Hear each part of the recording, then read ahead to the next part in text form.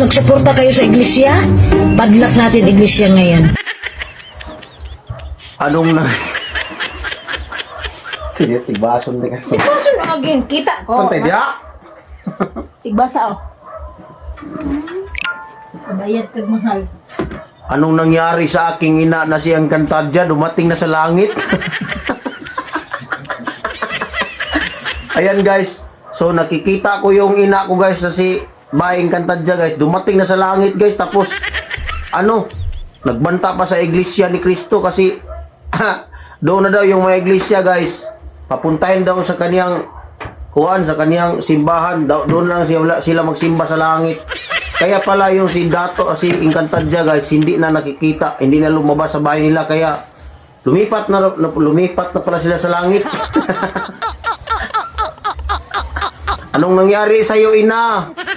Bakit nagaganyan-ganyan na yung buhay mo, ina? Dati nandoon ka sa bahay kubo mo, ngayon dumating ka na sa langit, pinakailaman mo pa yung iglesia ni Kristo. Ano ba talaga yung nakain nyo? Baka na overdose po kayo ng gamot.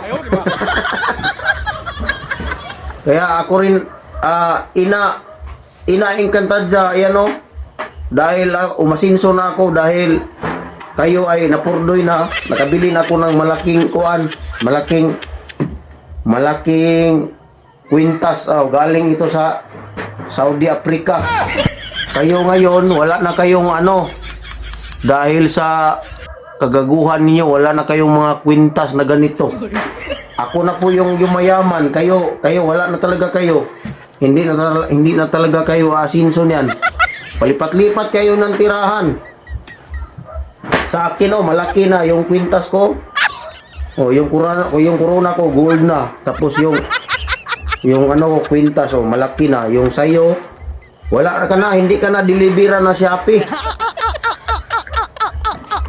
Hindi ka na delibera ng Shopee kasi pinadlock mo na yung Shopee.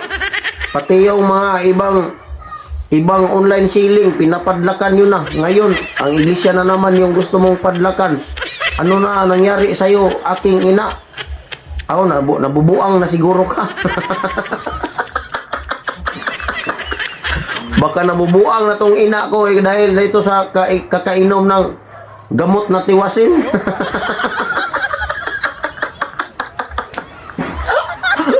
Iglesia ni Kristo, papadlakan daw ng aking ina. Naku po, mag-ingat po kayo, ina, baka hindi ka na aabutan ng 72 hours. Kayo mga iglesia, papayag ba kayo na isara ng aking ina ang inyong mga simbahan? Dahil ang aking ina po ay andoon na sa langit. Bababa daw siya sa susunod na araw kasi magpapadlak na daw siya ng iglesia ni Kristo. Ayan, panoorin nyo ang video ng aking ina. Dito na po kami. Dito kayo magsuporta, hindi sa iglesia. Dahil mismo ang iglesia dito nagpaproteksyon sa akin. Mas nagsuporta kayo sa iglesia, padlak natin iglesia ngayon.